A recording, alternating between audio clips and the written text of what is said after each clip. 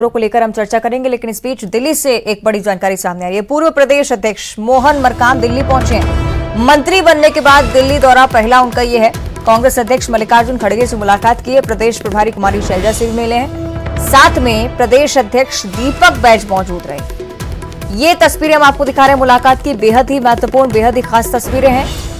मंत्री बनाए गए मोहन मरकाम इससे पहले प्रदेश कांग्रेस की कमान संभाले हुए थे, लेकिन अब दीपक बैज पीसीसी चीफ हैं। और जैसे ही मोहन मरकाम मंत्री बनाए गए उसके बाद से ही अटकलें कई सारी थीं। रूठों को मनाने की कोशिश के तौर पर भी इसे कहीं ना कहीं देखा जा रहा था, लेकिन अब ये जो तस्वीरें सामने आई हैं ये बहुत ही महत्वपूर्ण। मल्लिकार्जुन खड़गे से मिले हैं दिल्ली जाकर, कुमारी शैलजा से भी मुलाकात की है। खास बात यही भी कि मोहन मरकाम अकेले मुलाकात करने के लिए नहीं पहुंचे, दीपक बैज उनके साथ मौजूद थे। मंत्री बनने के बाद पहला दिल्ली दौरा मोहन मरकाम का। तस्वीरें आपकी टीवी स्क्रीन पर सही। युगल हमारे साथ जुड़ रहे हैं। युगल, क्या मायने निकाले जाए इन तस्वीरों के? देखिए अवंतिका, कांग्रेस पूरी तरह से फिलहाल अभी चुनावी मोड में है। छत्तीसगढ़ में एकजुटता के साथ कांग्रेस चुनाव मैदान पर उतरेगी और अभी मोहन मरकाम पूर्व जो पीसीसी थे उन्हें आला कमान से तमाम के आशीर्वाद मिला और उन्हें मंत्री बनाए गए हैं। उसके बाद उनका दौरा था, जा करके उन्होंने राष्ट्रीय अध्यक्ष हमारी मुलाकात की। उनके साथ नव नियुक्त प्रदेश अध्यक्ष दीपक बैज भी मौजूद थे साथ में। और ये कहा जा सकता है कि आला नेताओं से मेल मुलाकात का दौर है वो जारी, क्योंकि मंत्री बनने के बाद पहली बार वो दिल्ली गए हैं और ऐसे में जो शिष्टाचार जो भेंट होता है, मुलाकात होता है, तो उसी के तहत ये भेंट और मुलाकात है वो की गई है। जी, सामान्य मुलाकात निश्चित तौर पर कांग्रेस भी से कहेगी। गोयल, ये भी बताइएगा कि दीपक बैज की मौजूदगी उनके साथ क्या कुछ कहती है? क्या किसी और प्रक्रिया की ओर ये इशारा? जी बिल्कुल, देखिए इस तरह से जो आला नेता है प्रदेश के वो जाते हैं और दिल्ली में आला नेताओं से मुलाकात करते हैं, दिशा निर्देश देते हैं, जो उन्हें जवाबदारी दी जाती है वो उसका फीडबैक भी वो जाकर समय समय पर देते हैं। संगठन का भी बहुत सारे काम होते हैं, तो इसी कड़ी में जो गए हुए थे मुलाकात हुई है। फिलहाल अभी इसे लेकर के कोई राजनीतिक मायने या कोई चर्चा की बात नहीं है। इसे शिष्टाचार मुलाकात ही बताया जा रहा है। हो सकता है जब मोहन मरकाम साथ गए हों तो दीपक बैज भी वहां मौजूद रहे हों, तो ये एक शिष्टाचार मुलाकात है और ऐसे की कोई चर्चा या किसी तरह की कोई बातें नहीं, लेकिन ये है कि इसे शिष्टाचार मुलाकात ही कहा जा सकता है। जी ठीक है, बहुत शुक्रिया आपका युगल इस पूरी बातचीत के लिए। चलिए, देखा जा रहा है कि सौजन्य भेंट हुई है, लेकिन राजनीतिक मायने भी इन तस्वीरों के कई सारे निकाले जा सकते हैं। हालांकि ये आने वाले समय में साफ होगा जब मोहन मरकाम वापस छत्तीसगढ़ लौटते हैं, मीडिया से जब बातचीत करते हैं तो क्या कहते हैं, ये देखने वाली बात। गरियाबंद से अगली बड़ी खबर, जहां राजिम के महानदी पुल से एक महिला ने छलांग लगाई है। बाल बाल बची है महिला की जान। पुलिस और एसडीआरएफ की टीम ने सुरक्षित महिला को बाहर निकाल लिया। महिला सड़क पर सूली गांव की निवासी बताई जाती है।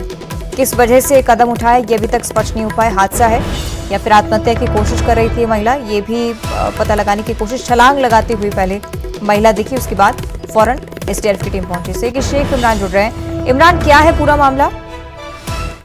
जी पूरा मामला राजिम के महानदी पुल का है, जहां एक महिला आज देर शाम अचानक छलांग लगा दी और छलांग लगाने के बाद अफरा तफरी वहां पर हो गया और लोगों ने इसकी जानकारी पुलिस को दी और तत्काल वहां पर पुलिस और एसडीआरएफ की टीम मौके पर पहुंची और महिला को रेस्क्यू कर उस नदी से बाहर निकाला गया है। और बताया गया कि गरियाबंद के पास सड़क पर सूली के पास रहने वाली यह महिला है और महिला अभी स्वस्थ है। और इस पूरे मामले को लेकर पुलिस जांच कर रही है कि आखिरकार महिला महानदी में क्यों छलांग लगाई और वजह क्या रहा, क्योंकि महानदी में लगातार बारिश होने के वजह से जलस्तर बढ़ा हुआ है और कहीं न कहीं इस महिला की जान खतरे में पड़ गया था। हालांकि महिला की जान बचा ली गई है और एसडीआरएफ और पुलिस की टीम उसे सुरक्षित बाहर निकाल लिए हैं। जी अवंतिका जी। ठीक है, बहुत शुक्रिया आपका इमरान जानकारी के लिए। दुर्ग से अगली बड़ी खबर है, जहां टॉयलेट में सांप निकल रहा है। सांप निकलने की वजह से हड़कंप की स्थिति। सांप को देखकर परिवार वालों के भी होश उड़ गए। अहिवारा के ग्राम अहेरे की पूरी घटना है। घर वालों की सूचना पर स्नेक रेस्क्यू टीम यहां पर पहुंचती है। स्नेक कैचर की मदद से सांप को सुरक्षित जंगल में छोड़ा जाता है। नंदिनी थाना क्षेत्र की पूरी घटना। तस्वीरें आपकी टीवी स्क्रीन पर। सांप दिखने के बाद से हड़कंप की स्थिति थी, हालांकि फौरन स्नेक रेस्क्यू टीम पहुंची, सांप को रेस्क्यू कर सुरक्षित जगह पर छोड़ा गया। बिलासपुर से अगली खबर है, जहां अज्ञात व्यक्ति का शव पाया गया है। नदी के किनारे व्यक्ति का शव मिला है। घटना है, कोटा पुलिस मामले की जांच कर रही है कि आखिर किस व्यक्ति का ये शव है। शिनाख्त की कोशिश लगातार जारी। किस घटना से जुड़े हुए हैं ये तार, ये भी पता लगाने की कोशिश लगातार अपने स्तर पर पुलिस कर रही है।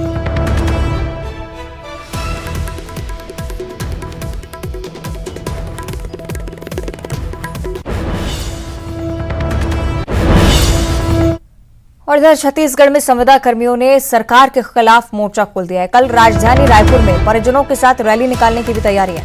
आर पार की लड़ाई के मूड में संविदा कर्मचारी नजर आते हैं इस बार। कल रैली निकालकर धरना प्रदर्शन की तैयारी, और 3 जुलाई से संविदा कर्मचारियों की जो हड़ताल शुरू हुई है, अभी भी इसी बात पर लगातार डटे हुए कि सरकार की तरफ से बातचीत की प्रक्रिया शुरू की जानी चाहिए। आंदोलनों के माध्यम से सरकार को बताते आए हैं कि हमारी मांग है, फिर भी सरकार नहीं सुन रही है। अब हमारे घर परिवार की माताएं, बहनें, बच्चे जितने भी होंगे, हमारे 45,000 की संख्या में जो हमारे साथी हैं, वो अपने माँ बाप के साथ यहाँ उपस्थित होंगे। संवाद की स्थिति जो वो हम लोग किए थे, लेकिन अभी भी संवाद की स्थिति नहीं हो पा रही है। संविदा मुक्त परिवार नियमित करे सरकार, यही मांग है। कल हम माननीय मुख्यमंत्री से निवेदन करना चाहेंगे कि जितने भी कर्मचारी हैं वो किसी परिवार से बिलोंग करते हैं, नियमितीकरण के उस कर्मचारी की मांग नहीं, उस परिवार के लिए भी मांग है। लड़ाई अंतिम इसलिए मान सकते हैं क्योंकि इस शासन के 5 वर्ष के शासनकाल के ये अंतिम पड़ाव चल रहा है। 1 महीना बाद हो सके आचार संहिता लग जाएगा, तो ये लड़ाई निश्चित ही सरकार की अंतिम है। अब उनको तय करना है कि ये उनके लिए अंतिम है कि हमारे लिए अंतिम है। और इधर बढ़ती महंगाई के खिलाफ राजधानी रायपुर में कांग्रेस ने अनोखा प्रदर्शन किया है। कांग्रेस ने महंगाई की शव यात्रा निकाली। आम जनता को गैस सिलेंडर की शैया पर लिटाकर प्रदर्शन किया गया। संसदीय सचिव विकास उपाध्याय के नेतृत्व में प्रदर्शन हुआ। केंद्र सरकार के खिलाफ हल्ला बोला। आप लोग ने इसके पीछे रहिए। भाई को गैस का सिलेंडर रिफिल नहीं करा पा रहा है। भारतीय जनता पार्टी के नेता मन की बात कर रहे हैं पूरे देश में आज, और उनके नेता मन की बात जनता को सुना रहे हैं। कभी जनता की दिल की बात सुनी है? जो लोग आपके मन की बात सालों साल से सुन रहे हैं, कभी आपने उनकी दिल की बात सुनी है? कभी आपकी बात अपनी बात नहीं सुनी। डिक्टेटरशिप, आप अपनी बात करना चाहते हैं, महंगाई कर दिया आपने, घर घर को लूट लिया।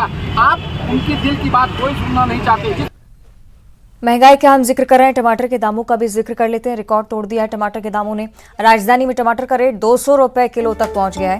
इसके अलावा हरी मिर्च, धनिया, अदरक भी महंगे हो चुके हैं। टमाटर की आवक घटने की वजह से दाम लगातार बढ़ते हुए और सितंबर तक इस तरह की स्थिति रहने के आसार है। इसके अलावा अन्य सब्जी के दामों में जब ये 50 रुपए की, 100 रुपए की, 20 रुपए की, वो भी नाजायज थी। और ये 3000 वाली अभी 2-3 दिन पहले 170-80 रुपये बिक रहा था, और बढ़ सकता है समय आने पर। जैसे बाहर से आ रहा टमाटर तो उसी कारण महंगा हो रहा है। हो सकता है और बढ़ सकता है, अगर इधर पानी गिरा तो आने वाले समय में और महंगाई हो सकता है। दाम बढ़ने का आखिर कारण क्या है? माल आवक कम है। बाहर से टमाटर आ रहा है, 2000 किलोमीटर दूर से टमाटर आ जाए बेंगलोर से। तो आप देख रहे हैं टमाटर की बढ़ती कीमतों के चलते हर कोई परेशान है। आम जनता से लेकर हर कोई अब ये गुहार लगा चुका है, विरोध भी कर चुका है। महंगाई से त्रस्त लोगों का प्रदर्शन भी आपने देखा, कांग्रेस की तरफ से भी हुआ, विपक्ष की तरफ से भी मुद्दा उठाया जा रहा है, लेकिन इसके बावजूद अभी तक राहत के कोई आसार नजर नहीं आते हैं। ये संभावना कि सितंबर तक इसी तरह से दामों में इजाफा होगा। न सिर्फ टमाटर बल्कि अन्य सब्जियों के दामों में भी इजाफा आपको झेलना पड़ सकता है, और आने वाले समय में कब तक राहत मिलेगी ये भी अभी तक स्पष्ट नहीं हो पाया। लेकिन रसोई का बजट लगातार बिगड़ता है। रायपुर से अगली बड़ी जानकारी, जहां एडिशनल जज दीपक तिवारी हाईकोर्ट के स्थायी जज बनाए जा चुके हैं। कल मुख्य न्यायाधीश रमेश सिन्हा शपथ उन्हें दिलाएंगे। छत्तीसगढ़ हाईकोर्ट के स्थायी जज के तौर पर अब वो काम करने वाले हैं। कल सुबह हाईकोर्ट के हॉल नंबर 1 में शपथ ग्रहण संभालेंगे। रायपुर से बड़ी जानकारी, एडिशनल जज दीपक तिवारी जो कि हाईकोर्ट के स्थायी जज बनाए जा चुके हैं, कल मुख्य न्यायाधीश की मौजूदगी में रमेश सिन्हा शपथ लेंगे। मुख्य न्यायाधीश उन्हें शपथ दिलाएंगे। दीपक तिवारी हाईकोर्ट के स्थायी जज के तौर पर अब काम करने वाले हैं। रमेश सिन्हा कल आपको उन्हें शपथ दिलाते हुए नजर आएंगे। छत्तीसगढ़ हाईकोर्ट के स्थायी जज के तौर पर अब दीपक तिवारी काम करने वाले। कल सुबह हाईकोर्ट के हॉल नंबर 1 में शपथ ग्रहण समारोह का आयोजन।